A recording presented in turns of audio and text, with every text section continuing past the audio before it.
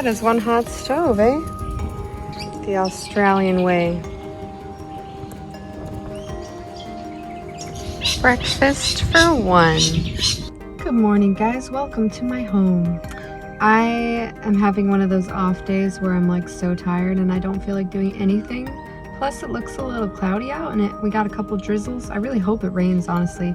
Last night I met up with Cisco and I parked, I was gonna say I slept with him, but I parked next to him, like, you know, car to car. And it was nice to actually have a friend to sleep next to. I felt a little safer, you know, when random cars drove by trying to speed away or you hear footsteps, you know, I was like, oh, at least I got Cisco like right next to me. It's all good. Yeah, I have no idea what I'm gonna do today. Absolutely no idea, but that never stops me. As you can tell, I always find something to do, so stay tuned. All right, I found something to do. I am at Cape Pallarenda Conservation Park. Oh my gosh, I didn't bring my hiking shoes for this. All right, so here's the beach. I think I was over there on that point. All right, guys. I have begun the grave circuit walk. I don't know where it's going, I'm just taking it. Man, I feel so tired today. Like, my legs hurt, and I don't remember walking that much the last few days, but I think it's the humidity and the heat. It's getting to me. I'm probably dehydrated.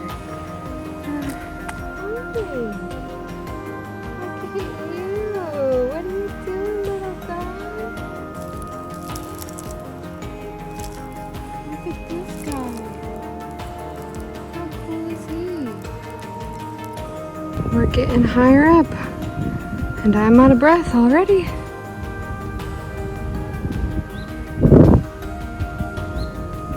This is a nice hike, guys. I like it. I like it a lot. There's the island. I can't wait to go there tomorrow. It looks like it has really blue water. Look, gun position. Guys, I'm so hot. I need to get out of the sun.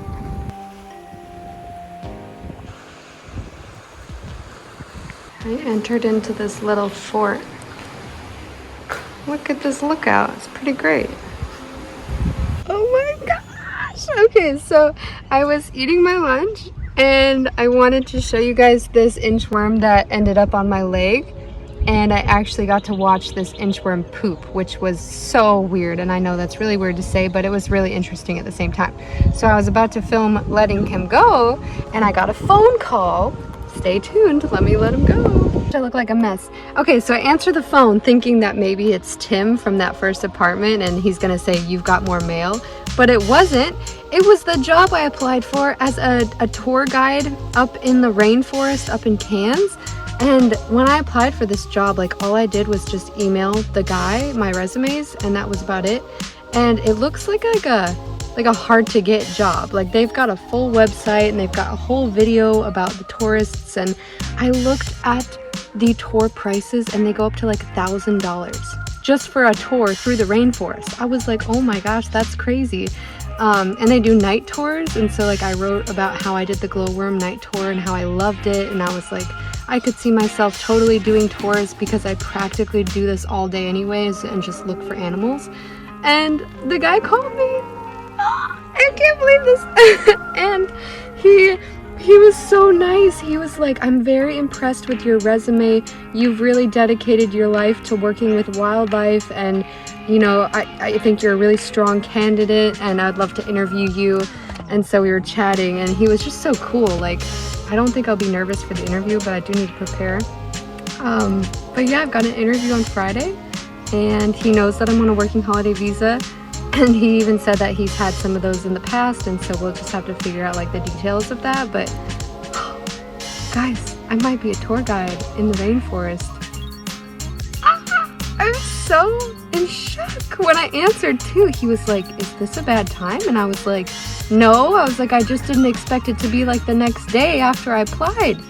And he did say it would like start out to be only like 2 days a week in December or something. But then it would go up to like more like full-time work.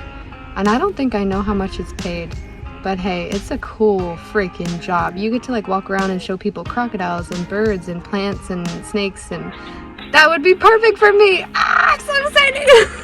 Alright, I told you I was going to give you that second sermon, and I forgot. So we're doing it in this video instead. Hopefully you can hear me. I'll just hold the phone up. I am currently charging my laptop and my phone and trying to sit in the shade along this nice wall here. So listen up, I'm gonna keep it really short and sweet. It's super, super good. It's going back with the Apostles' Creed, and it's a line from it that says, I believe in Jesus Christ, his only Son, our Lord, who was conceived by the Holy Spirit and born of the Virgin Mary. So, long story short, what does that mean? Jesus Christ. Christ is not his last name, okay? Christ means anointed one, and it means Messiah, his only Son, so God's Son. Remember that verse, guys, John 3:16, for God so loved the world that he gave his only begotten Son. Let's look at what begotten means. When you make something, it's a different substance of yourself. So you can make a sandwich, and it's not you, it's not made of you, right? But when you beget something, it's of the same substance of you. So a human can beget another human. So when God begot Jesus, Jesus is divine. Jesus is the same as God. So that's why we say Jesus is God. Jesus has the power and the authority, and yeah, he can do miracles, you guys. That is why he's the Son of God, but he is in human flesh form. That is kind of how God entered the human realm, and it was by a miracle, by the virgin birth, which is the next line. So in the book of the Bible, right, we hear about Jesus walking on water, we hear about turning water to wine, we hear about Jesus healing people, raising people from the dead, and also being risen from the dead. So it can't be that hard for us to also believe he was born of a virgin birth, okay? It's thrown in there. If you believe in God, there's tons of miracles thrown in there as well. We believe in miracles every day, but we just get used to them, so we don't consider them miracles anymore. For example, the earth is what, like billions of years old, and nobody thinks that's crazy because we're just used to hearing about it in science class? What's really cool though is that Jesus came to show us what God is like. And God is love. God didn't come here to condemn us and hurt us. Jesus came here basically to save, to heal, to serve, to show us forgiveness and love, and teach us his ways so that we can use him as a mentor in our life. And what's really cool is because Jesus walked in our shoes, he faced all of the worst possible things that even we have never faced, nor we ever will, I don't think. He's the man of sorrows and betrayal and pain, and he's been falsely accused. He's faced dark nights within his soul, and he knows exactly what you're going through. So that is why we can come to him and seek him for healing and saving and advice and guidance. And then lastly, Jesus Christ is the most talked about person in history.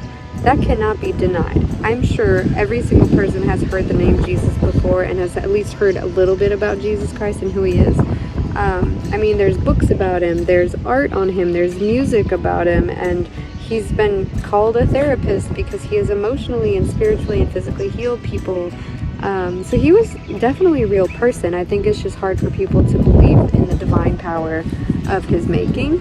But I know a lot of people look for proof and stuff of, look at the rainbow. See, that's probably God giving me a little present for talking about him. Look at that rainbow right there. It's like a little, oh, so cool. I'm too distracted right now. For me, this is God shining down on me. Proof of God's existence doesn't lie in the physical proof. I mean, sometimes it does, but for me personally, it's how he can transform somebody's life like that. The proof is in when he saves people, and let's say you know somebody who's been saved, you will watch their life change, and you will never see that old person come back again. And that's truly the proof, is go into a room full of saved people and you will see the transformation that can happen in somebody's soul when they invite God into their lives. So yeah, go into a church and see what it's like. Hopefully it won't be the wrong kind of church, but go meet a bunch of believers and just see how joyful they are and loving and forgiving, and very optimistic, positive attitudes, you know, long-suffering, they have patience. And no, nobody's perfect, but those are the goals that we're all striving for as believers.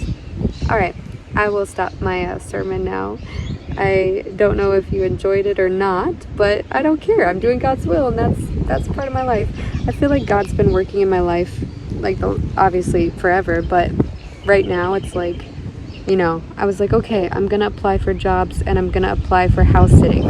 And within like one day, I have 2 interviews. I got the house sitting one, and now I have to wait on the job interview. And I'm just like, oh, God is always providing, like always. That's what you get when you're obedient and you're faithful and you believe in Him and trust His plan and pray to Him all the time, ask Him for guidance. He provides, and I see it all the time in my life, and that's why my faith is so strong. And for those of you who don't see it much and it's really hard for you to keep that faith, I understand. So try talking to Him more, ask Him for more guidance, and just see what happens in your life. Stay tuned. I bought a bottle of wine. Maybe I'll meet up with Cisco tonight. He was going to watch some game. I don't know if it was for his own country, but some sport game. And then I want to have a glass of wine and celebrate my job interview and try to relax, because I haven't really done much relaxing lately, you know? It was actually nice to just sit in my car and watch TV for like 1 episode, which is funny because it's an Australian show. And they talk about all the cities in Australia, and I'm like, maybe I'll run into one of the actors. It's actually an American girl who goes to Australia, and then she learns how to surf and she becomes friends with all the Aussies. And I watched it before I came here, and I was like, oh my gosh, that's gonna be me, I hope. Also, I forgot to tell you guys that when I was shopping at the store, I saw a bunch of wine on the shelf, and I was like, oh, I could just get a bottle here. So I grabbed a bottle of Shiraz. There was like quite a few options, so I was like, okay, it's just, they only have wine. So I grab a bottle, and I go to pay, and I take out my passport, and I'm showing her my ID. And she was like, why do I need to see that? And I was like, for the wine. She's like, it's non-alcoholic. And I was like, what? There's non-alcoholic wine? And I look, and it says non-alcoholic. And yeah, they don't serve alcohol in the grocery stores in Australia like they do in America. So I was a fool. And then I was like, okay, put that back. Maybe it's a sign I don't need it. But then I passed the bottle store, and I got a bottle of wine because, you know, treat yourself. And I'm going to share it with my friend tonight too, so that I don't have the whole bottle. That's way too much for me. I'm a lightweight. Never a dull sunset. So bright. Let's go check out this beach. It's so windy out here though. But there's a lot of windsurfers or kite surfers. I don't know what you call them. Guess what I got at the store? I swear, food makes me so happy. Dried mangoes are literally the best invention. You have to try some. If you like dessert and you like sugar, like me, I'm all sugared out, see? Go get yourself some dried mangoes. They're just so good. But the reason of this video was not the dried mangoes. It was the fact, in another video, I got an email from the Australian immigration people, and they were like, hey, we need to set up a meeting. And so I kind of freaked out, and I was like, is this a bad thing? Like, am I getting deported or what? But the guy responded, and he said that he just wanted to check and make sure I arrived and that I'm okay. And I was like, yeah, I'm all good, man, you know, chilling like a villain. No. And he just responded again, and he's like, okay, great, let me know if you need help finding a job. So that's really cool. He said, let me know if you need help, like assistance finding a job. So I wonder if the immigration people will actually help you secure a job if you can't get one. But here I am with 1 job interview already in 2 days after applying. I'm not bragging, I'm just so surprised. So surprised. So yeah, gonna hang out with Cisco. I probably already told you that. It's been a slow day, as you can tell, just kind of talking to myself all day. But also, I realized it helps so much when you have something in common with somebody. And when you meet another backpacker who's doing the same thing you're doing, you become like instant friends. You have like so much to relate to, and you have the same kind of mindset of like traveling and like living in your car. And I mean, there's like a deeper impact behind that mindset. There's so much to it. And I noticed like every backpacker I meet, we have like the same like clingy, like, oh, you're my friend now, like let's go hang out every night because I have nobody else. So I'm really excited to hang out with him.